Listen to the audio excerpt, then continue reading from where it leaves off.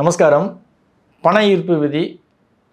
நம்ம உணவு உட்கொள்ளும் பொழுது அமர்ந்து சாப்பிட்றது அப்படின்றது சாலச் சிறந்தது. நம்ம சாப்பிட்டுட்டு இருக்கும்பொழுது எழுந்துக்கக்கூடாது.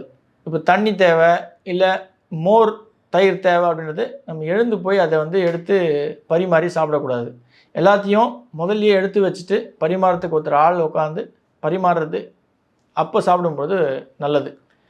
சாப்பிடும்போது இப்போ நம்ம முருங்கைக்காய் சாப்பிட்றோம், இல்லை மாமிசம் உட்கொள்கிறோம் அப்படின்னும்போது அதை சாப்பிட்டுட்டு அந்த வாயிலிருந்து எடுத்து தட்டு உள்ளே வச்சு பின் சாப்பிட்றது தவறான ஒரு விஷயம். நீங்கள் எந்த ஒரு விஷயம் வாயில் போட்டு கடிச்சிட்டிங்கனாலும் அது தட்டுக்கு வெளியில் இருக்கணும். இதுதான் நல்லது. அதே போல் சாப்பிட்டு முடித்துக்கப்புறம் உங்களுடைய கையை அந்த தட்டிலேயே கழுவக்கூடாது. இந்த தவறுகள் நீங்கள் அவாய்ட் பண்ணுறீங்க அப்படின்னும்போது நிச்சயமாக பணம் அப்படின்றது உங்களை நோக்கி பயணம் பண்ணும்.